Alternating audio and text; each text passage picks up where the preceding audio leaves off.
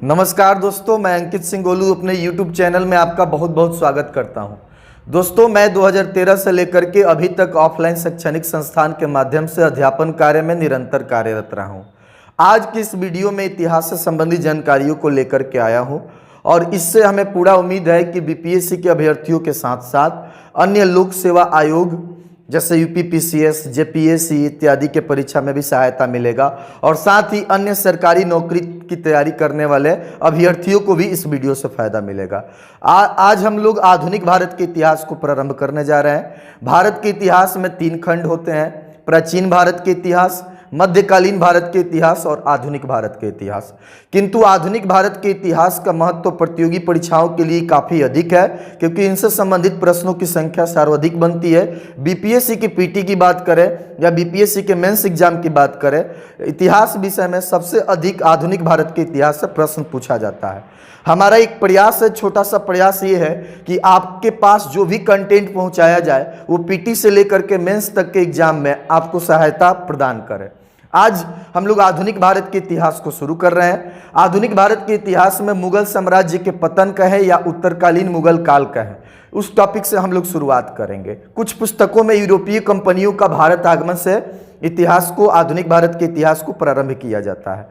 तो हमारा आज का टॉपिक है मुगल साम्राज्य का पतन। धीरे धीरे आगे भी वीडियो आते रहेंगे। दिन भर ऑफलाइन क्लास चलाने के बाद समय की पाबंदी होती है, फिर भी हमारा प्रयास है कि लगातार आपके बीच इतिहास और राजनीति शास्त्र के वीडियो आपके पास आए और धीरे धीरे साइंस के भी और अलग अलग जो भी बीपीएससी के लिए आवश्यक विषय हैं उन सभी विषय का वीडियो आप तक पहुंचाए और आप उन वीडियो के माध्यम से अपने तैयारी को एक गति दे पाए, एक मोशन दे पाए और बीपीएससी के साथ साथ अन्य जिस भी एग्जाम की आप तैयारी कर रहे हैं उसमें आप बेहतर कर पाए। तो आज हम लोग चलते हैं सीधे मुगल साम्राज्य के पतन की ओर। मुगल साम्राज्य के पतन आधुनिक भारत के इतिहास के अंतर्गत ही आता है। आधुनिक भारत के इतिहास में मुगल साम्राज्य का पतन होता है और मुगल साम्राज्य का पतन औरंगजेब के कार्यकाल के बाद से शुरू होता है। मतलब कि मोहम्मद मुअज्जम के कार्यकाल, जिनका दूसरा नाम बहादुर शाह है, वहां से शुरू होता है। लेकिन हम लोगों को मुगल साम्राज्य के पतन पढ़ने से पहले ये जानना होगा कि मुगल भारत कब आए और जो मुगल थे उनमें कौन कौन शासन किए भारत में, मुगल शासक कौन कौन रहे, उनको जानना पड़ेगा। अंतिम मुगल शासक कौन रहे, ये सारी चीज़ें हम लोगों को जाननी पड़ेगी। तो हम लोग शुरू करते हैं 1526 ईस्वी में बाबर के रूप में मुगल शासन भारत में शुरू होता है और 1530 तक इनका कार्यकाल रहता है। आगे चलकर हुमायूं 1530 से 1556 तक मुगल शासक की गद्दी पर बैठते हैं और मुगल शासक के रूप में या मुगल बादशाह के रूप में कार्यरत रहते हैं। हुमायूं के बाद अकबर का कार्यकाल 1556 से 1605 ईस्वी तक रहता है। जहांगीर का कार्यकाल 1605 ईस्वी से 1627 ईस्वी तक रहता है। शाहजहां का कार्यकाल 1627 से 1658 ईस्वी तक रहता है और औरंगजेब का कार्यकाल 1658 से 1707 ईस्वी तक रहता है। आगे चल करके मोहम्मद मुअज्जम, जो औरंगजेब के बड़े पुत्र होते हैं, मोहम्मद मुअज्जम, इनका दूसरा नाम बहादुर शाह भी है, तो बहादुर शाह के नाम से भी इनको जाना जाता है। बहादुर शाह का कार्यकाल 1707 ईस्वी से 1712 ईस्वी तक होता है। बहादुर शाह के बाद मुगल साम्राज्य के गद्दी पर मुगल शासक के रूप में, मुगल बादशाह के रूप में जो अगले शासक होते हैं वो होते हैं जहांदार शाह। जहांदार शाह 1712 ईस्वी से 1713 ईस्वी तक मुगल शासक के रूप में कार्यकाल इनका रहता है। मुगल शासक के रूप में ये कार्य करते हैं। आगे चल के फर्रुखसियर के द्वारा 1713 से 1719 ईस्वी तक मुगल शासक के रूप में कार्य किया जाता है। फर्रुखसियर के बाद मुगल शासक के रूप में रफी उद दरजात होते हैं। इनका कार्यकाल बहुत ही कम होता है, बहुत ही अल्प अवधि होता है। आप देख सकते हैं 28 फरवरी से 4 जून 1719 तक। रफी उद दरजात के बाद रफी उद दौला का कार्यकाल शुरू होता है 6 जून से 17 सितंबर 1719 में। 6 जून 1719 में शुरू होता है और 17 सितंबर 1719 को इनका कार्यकाल समाप्त हो जाता है। आगे चल के मोहम्मद शाह का कार्यकाल 1719 से 1748, अहमद शाह का कार्यकाल 1748 से 1754, आलमगीर द्वितीय का कार्यकाल 1754 से 1758, शाहजहां तृतीय का कार्यकाल 1758 से 1759, शाह आलम द्वितीय का कार्यकाल 1759 से 1806, अकबर द्वितीय का कार्यकाल 1806 से 1837 और अंतिम मुगल शासक बहादुर शाह द्वितीय का है, या इनको बहादुर शाह जफर के नाम से भी जाना जाता है। इनका कार्यकाल 1837 से 1858 तक माना जाता है। हालांकि 1857 ईस्वी में 1857 के विद्रोह के बाद इनको अंग्रेजों के द्वारा बंदी बना लिया गया था और रंगून भेज दिया गया। आगे चल के 1862 में इनकी मृत्यु भी हो गई। लेकिन अंग्रेजों का प्रभाव, अंग्रेजों का शासन 1858 से ही शुरू माना जाता है। तो बारी बारी से हम इन सभी टॉपिकों को पढ़ेंगे। लेकिन हम लोगों ने अभी ये एक परिचय ये जाना कि भारत में जो मुगल का शासन होता है वो 1526 से लेकर के और 1858 तक होता है। और इसमें प्रथम मुगल शासक के रूप में बाबर होते हैं, उसके बाद हुमायूं होते हैं, अकबर होते हैं, जहांगीर होते हैं, शाहजहां होते हैं, औरंगजेब होते हैं। उसके बाद से यहाँ पर आप देख सकते हैं बहादुर शाह होते हैं, जहादार शाह होते हैं, फरुखसियर होते हैं, रफ़ी-उद-दरजात होते हैं, रफ़ी-उद-दौला होते हैं, मुहम्मद शाह होते हैं, अहमद शाह होते हैं, आलमगीर द्वितीय, शाहजहां तृतीय, शाह आलम द्वितीय, अकबर द्वितीय और बहादुर शाह द्वितीय।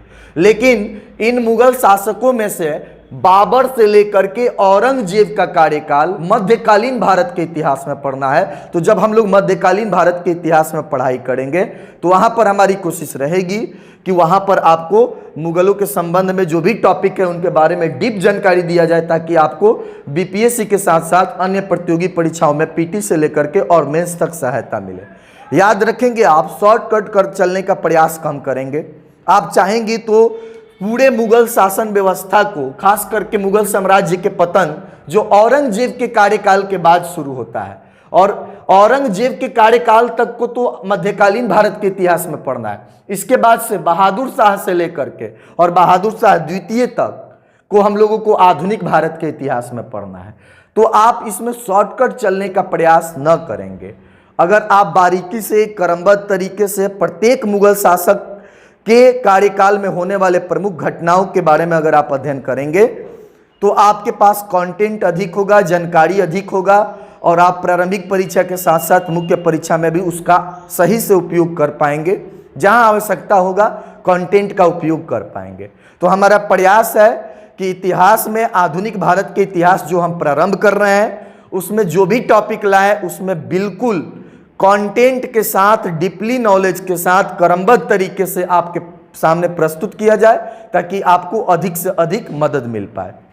दोस्तों, आज हम लोग अब शुरुआत जो करेंगे वो बहादुर शाह से अब करेंगे, क्योंकि आपने अभी तक देखा कि मुगल साम्राज्य का जो पतन है वो बहादुर शाह से, यानी कि मोहम्मद मुअज्जम के कार्यकाल से ही माना जाता है। तो मोहम्मद मुअज्जम के कार्यकाल से इन शासकों तक, जो भी शासक आपको दिख रहे हैं यहाँ पर सारणी या क्रमबद्ध तरीके से, इन्हीं के कार्यकाल के बारे में मुगल साम्राज्य के पतन में पढ़ा जाता है। और इनके बारे में हम लोग बारी बारी से पढ़ेंगे कि बहादुर शाह के कार्यकाल में कौन कौन सी प्रमुख घटनाएं हुई, जहांदार शाह में कौन कौन सी प्रमुख घटनाएं हुई, उसके बाद से फरुखसियर के कार्यकाल में कौन कौन सी प्रमुख घटनाएं हुई, क्या ऐतिहासिक घटना चक्र रहा। इन सभी चीज़ों के बारे में हम लोग बारी बारी से हर छोटे बड़े जानकारी को हम लोग पढ़ेंगे। जिससे भी प्रश्न बनता है, किसी भी एग्जाम में बनता है, उससे हम लोग, उससे संबंधित हम लोग पढ़ाई करेंगे। और इसको तो आप समझ गए कि बाबर, हुमायूं, अकबर, जहांगीर, शाहजहां और औरंगजेब के बारे में हम लोगों को मध्यकालीन भारत के इतिहास में पढ़ना है। बस एक समझाने के लिए ये सारणी आपको शुरू से अंत तक बताया गया था। हमारा जो टॉपिक है आधुनिक भारत का इतिहास, उसमें हम लोग इन चीज़ों को पढ़ेंगे। तो हम लोग शुरुआत करते हैं। तो दोस्तों, हम लोग मुगल साम्राज्य के पतन में क्रमबद्ध तरीके से अध्ययन करते हैं, बिल्कुल डीप नॉलेज और आसानी से समझ में आए वैसे हम लोग पढ़ाई करते हैं, ताकि पीटी और मेंस में हम लोग सारी जानकारियों को सही से समझ सके और उसका उत्तर दे सके। अहमदनगर में 3 मार्च 1707 ईस्वी को औरंगजेब की मृत्यु होती है। तो ये एक प्रमुख ऐतिहासिक घटना है। प्रमुख ऐतिहासिक घटना इसलिए है कि मुगल शासकों में औरंगजेब एक प्रमुख मुगल शासक रहे हैं और इनकी मृत्यु 3 मार्च 1707 ईस्वी को होती है। तो ये डेट आपको याद रखना होगा। औरंगजेब के 3 पुत्र थे।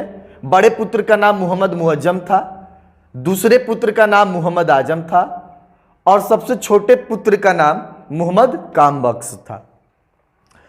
औरंगजेब की जब मृत्यु होती है तो औरंगजेब अपने मृत्यु से पहले ही राज्य के बंटवारे के लिए वसीयत लिख गए थे।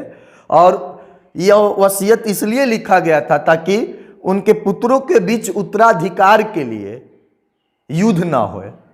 तो औरंगजेब ने राज्य के बंटवारे के लिए वसीयत लिख गए थे ताकि उत्तराधिकारी के लिए उनके पुत्रों के बीच युद्ध ना हो।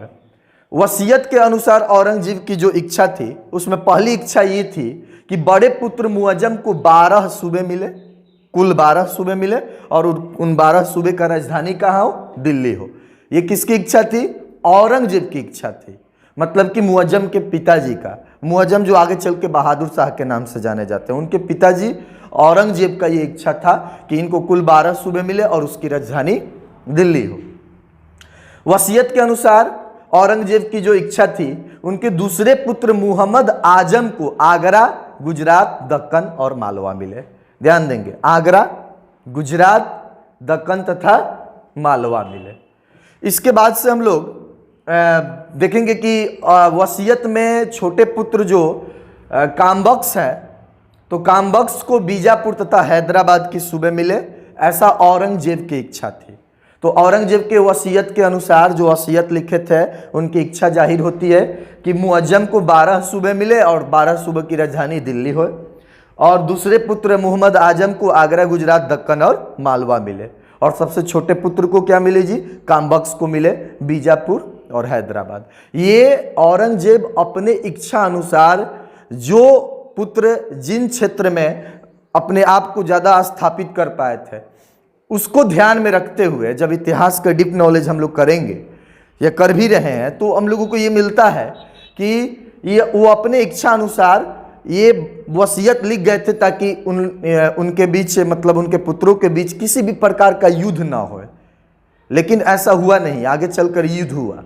उसकी वजह को हम लोग जानेंगे। पहले देखते हैं हम लोग औरंगजेब की जब मृत्यु होती है, मतलब कि 3 मार्च 1707 ईस्वी को, तो औरंगजेब की मृत्यु के समय में जो मुअज्जम थे अफगानिस्तान में थे, जमरूद नामक स्थान पर, और आजम जो थे अहमदनगर में थे। मतलब कि उनके पिताजी का मृत्यु भी होता है अहमदनगर में, औरंगजेब का मृत्यु अहमदनगर में होता है, और अहमदनगर में मोहम्मद आजम भी होते हैं। किंतु सबसे छोटे पुत्र यानी कि कामबख्श बीजापुर में होते हैं। तो आपने देखा कि अहमदनगर में 3 मार्च 1707 ईस्वी को औरंगजेब की मृत्यु हो जाती है। औरंगजेब के 3 पुत्र मोहम्मद मुअज्जम, मोहम्मद आजम और मोहम्मद कामबख्श होते हैं। औरंगजेब ने राज्य के बंटवारे के लिए वसीयत लिख गए थे ताकि उत्तराधिकारी के लिए उनके पुत्रों के बीच लड़ाई न हो। और वसीयत के अनुसार जो औरंगजेब की इच्छा थी, वो इच्छा ये थी कि उनके बड़े पुत्र को 12 सूबे मिले और उसकी राजधानी दिल्ली हो, और उनके दूसरे पुत्र मोहम्मद आजम को आगरा मिले, गुजरात मिले, दक्कन मिले और मालवा मिले, और तीसरे पुत्र यानी कि सबसे छोटे पुत्र कामबख्श को बीजापुर और हैदराबाद मिले। आगे हम लोग ये समझेंगे कि जब औरंगजेब की मृत्यु होती है तो उस समय मोहम्मद मुअज्जम बड़े पुत्र कहाँ होते हैं? अफगानिस्तान में होते हैं, और मझिले पुत्र यानी कि दूसरे पुत्र कहाँ होते हैं? मोहम्मद आजम अहमदनगर में ही होते हैं। मतलब औरंगजेब जहां होते हैं वहीं होते हैं, और सबसे छोटे पुत्र कामबख्श बीजापुर में होते हैं। मुअज्जम अफगानिस्तान से सीधे दिल्ली यानी कि सीधे दिल्ली की गद्दी पर बैठने आते हैं। जब मुअज्जम को सूचना मिलती है कि उनके पिताजी की मृत्यु हो गई, तो वो सीधे अहमदनगर नहीं जाते हैं, मतलब पिताजी के पास नहीं जाते हैं, पिताजी से मिलने नहीं जाते हैं, पिताजी के यहाँ नहीं जाते। वो सीधे कहाँ जाते हैं? सीधे वो जाते हैं दिल्ली, यानी कि जहाँ उनको गद्दी मिला है, जहाँ उनको राज्य करने के लिए जो उनको राज्य क्षेत्र मिला है, उनका जो क्षेत्र है वहाँ पर वो जाते हैं, दिल्ली को जाते हैं। किंतु रास्ते में लाहौर के निकट, तो ध्यान देंगे लाहौर के निकट, लाहौर वर्तमान समय में पाकिस्तान में है, किंतु ये घटनाएं हम लोग 1707 ईस्वी की घटनाएं पढ़ रहे हैं, आज़ादी से पहले की बातें पढ़ रहे हैं, बंटवारे से पहले की बातें पढ़ रहे हैं। तो जब बंटवारे से पहले लाहौर भारत में ही था, जाहिर सी बात है। तो लाहौर के निकट अफगानिस्तान से मोहम्मद मुअज्जम जब वापस दिल्ली आते हैं, तो दिल्ली आने के क्रम में लाहौर के निकट लाहौर के निकट अपने आप को बहादुर शाह के नाम से अपने समर्थकों के बीच मुगल बादशाह घोषित कर लेते हैं। इनका नाम हो जाता है उस समय से बहादुर शाह। तो बहादुर शाह के नाम से अपने आप को बादशाह मतलब कि मुगल बादशाह या मुगल शासक या मुगल सम्राट अपने आप को घोषित कर लेते हैं। आगे कामबख्श बीजापुर में अपने को बादशाह घोषित करते हैं, क्योंकि पिताजी के वसीयत के अनुसार कामबख्श को बीजापुर मिला था, तो वह बीजापुर में अपने आप को क्या करते हैं, अपने आप को बादशाह घोषित करते हैं। किंतु जो आगरा मुअज्जम, आगरा जो है आजम का अधिकार क्षेत्र होता है, तो आगरा पर मुअज्जम के पुत्र अजीम उस शान के द्वारा अधिकार जमा लिया जाता है। तो यहां पर आप ध्यान से समझेंगे, जब औरंगजेब की मृत्यु हुई तो उस समय मोहम्मद मुअज्जम अफगानिस्तान होते हैं। सूचना पाकर सीधे दिल्ली के सिंहासन पर, दिल्ली की गद्दी पर बैठने के लिए आते हैं।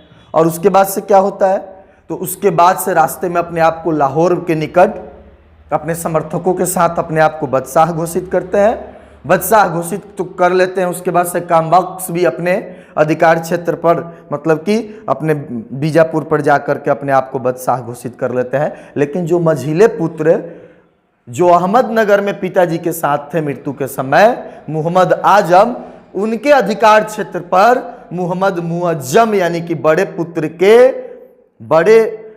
औरंगजेब के बड़े पुत्र के पुत्र द्वारा, अजीम उस शान के द्वारा उस पर अधिकार कर लिया जाता है। और अधिकार कर लिया जाता है तब आगे चल करके और युद्ध होता है। वो युद्ध कब होता है, तो वो युद्ध होता है, तो जजाऊ का युद्ध होता है 18 जून 1707 ईस्वी को। तो जजाऊ का युद्ध क्यों होता है? जजाऊ का युद्ध इसलिए होता है क्योंकि आगरा अधिकार क्षेत्र में था मोहम्मद मुअज्जम के। जो औरंगजेब वसीयत लिखे थे, तो औरंगजेब के वसीयत के अनुसार तो जो मोहम्मद मुअज्जम बड़े पुत्र थे बहादुर शाह, तो उनके हक में 12 सूबे जिसकी राजधानी दिल्ली, लेकिन मोहम्मद मुअज्जम के हक में आगरा गया था। आगरा के अलावा और भी अधिकार क्षेत्र उनको दिया गया था।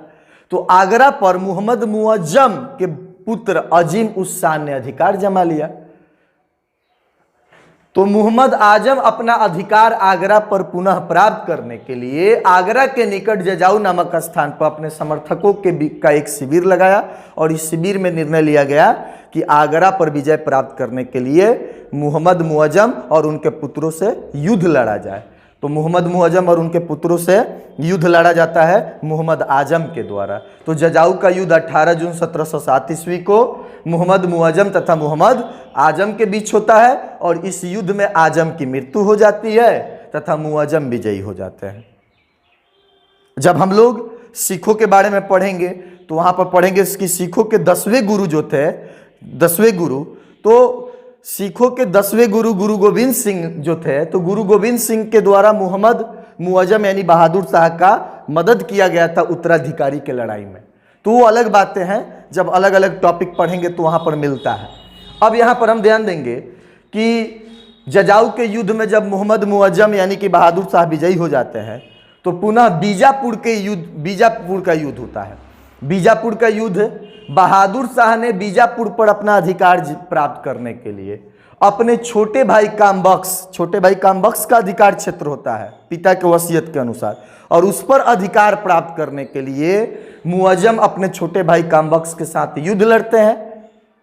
और इस युद्ध में क्या होता है, इस युद्ध में कामबख्श घायल हो जाते हैं और अगले दिन कामबख्श की मृत्यु हो जाती है। यह युद्ध जनवरी 1709 ईस्वी में होता है। तो मोहम्मद मुअज्जम यानी कि औरंगजेब के बड़े बेटे पहले जजाऊ का युद्ध लड़ते हैं, किसके साथ? मोहम्मद आजम के साथ, और उस युद्ध में जीतते हैं। और पुनः बीजापुर में अपने छोटे भाई यानी कामबख्श के साथ युद्ध लड़ते हैं, और उस युद्ध में भी ये विजयी होते हैं। कामबख्श घायल हो जाते हैं और अगले दिन इनकी मृत्यु हो जाती है। और बीजापुर के युद्ध में कामबख्श के पुत्र भी मारे जाते हैं। कामबख्श भी मारे गए, कामबख्श के पुत्र भी मारे गए। इस प्रकार से आपने देखा कि उत्तराधिकारी के लड़ाई में, औरंगजेब के उत्तराधिकारी के लड़ाई में बहादुर शाह मतलब कि मोहम्मद मुअज्जम की जीत होती है। वही चीज है यहाँ पर आपको, उत्तराधिकारी के युद्ध में बहादुर शाह विजयी होता है। इससे बहादुर शाह प्रथम या शाह आलम प्रथम के नाम से भी जाना जाता है। तो एक बार हम लोग शुरू से थोड़ा सा रिमाइंडर कर ले। औरंगजेब की मृत्यु 3 मार्च 1707 ईस्वी को होती है। औरंगजेब के 3 पुत्र होते हैं, मोहम्मद मुअज्जम, मोहम्मद आजम और मोहम्मद कामबख्श। जब औरंगजेब की मृत्यु होती है तो उससे पहले औरंगजेब एक वसीयत लिख गए होते हैं ताकि उनके पुत्रों के बीच उत्तराधिकारी के लिए लड़ाई ना हो, और उसके अनुसार 12 सूबे और दिल्ली मोहम्मद मुअज्जम को दिया जाता है। आगरा, गुजरात, दक्कन, मालवा किसको दिया जाता है? तो ये दिया जाता है मोहम्मद आजम को। बीजापुर और हैदराबाद किसको दिया जाता है? ये दिया जाता है कामबख्श को।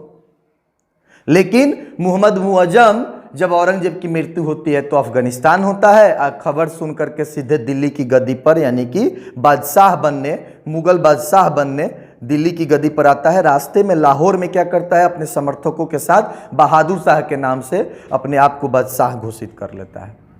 उसके बाद कामबख्श बीजापुर में चले जाते हैं, क्योंकि वो बीजापुर ही होते हैं पहले से, और फिर बीजापुर पर वो अपना अधिकार क्षेत्र जमा लेते हैं, वहाँ पर शासन करने लगते हैं, वहाँ का बादशाह बन जाते हैं। लेकिन जो मोहम्मद आजम जो अहमदनगर में पिता की मृत्यु के समय थे, औरंगजेब के साथ थे, वो जब पिता की मृत्यु से उभर करके और आते हैं अपने अधिकार क्षेत्र पर, तो मोहम्मद मुअज्जम के जो बड़े पुत्र होते हैं अजीम उस्सान, मोहम्मद मुअज्जम के जो पुत्र अजीम उस्सान होते हैं, उनके द्वारा उस पर कब्जा कर लिया गया होता है। तो उससे, उस कब्जा से